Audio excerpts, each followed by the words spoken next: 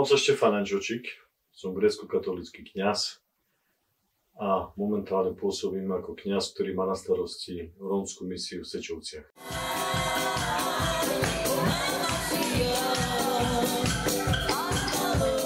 Vladyka Cyril ponúkol zmenu v mojom pôsobení.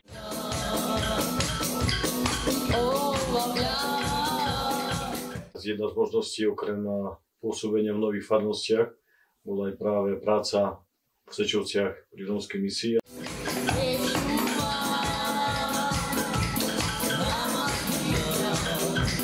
Túto výzvu som prijal.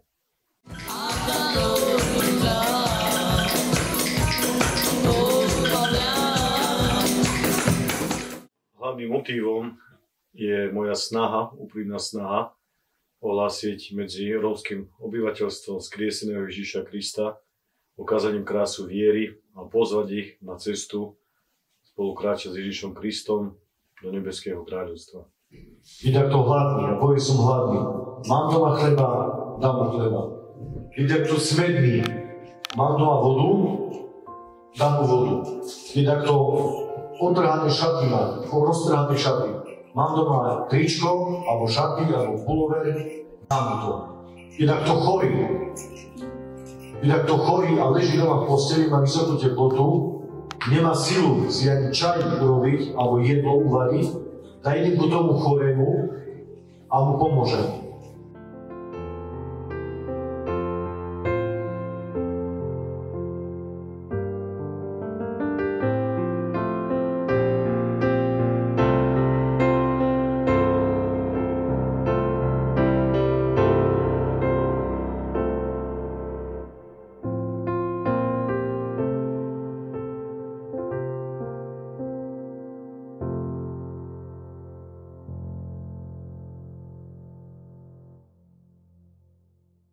Priznám sa, že život rómskej komunity som poznal veľmi okrajovo z diaľky a osobne som nemal predstavu, do čoho idem.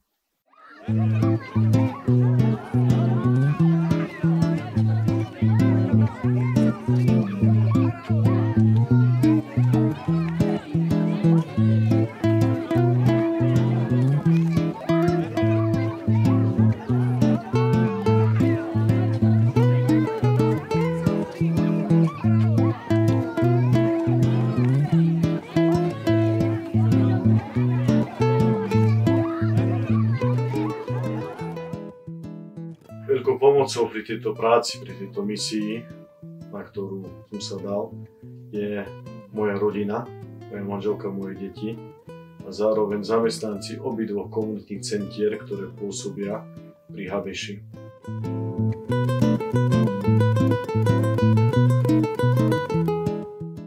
Prvá taká veľká verejná akcia bola krížová cesta, ktorú sme sa spolu verejne pomodlili a spolu sme kráčali cez celý Habeš.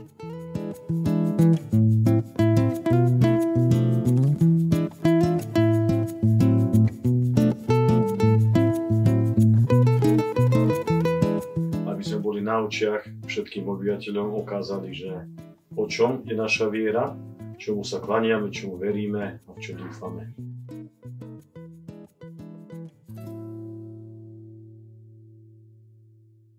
Ako bohoslovec som čítal veľa životopisov svätých, ktorí svoj život prežili na misii v zahraničí na inom kontinente a sníval som aj ja, že možno sa mi to podarí niekedy dostať sa na misiu. A teraz si to naplno uvedomujem, že práve práca s rómskou komunitou je misia, ktorú máme rovno pred očami a blízko seba. A tak som vďačný Pánu Bohu za novú výzvu, nové povolanie, ktoré prežívam.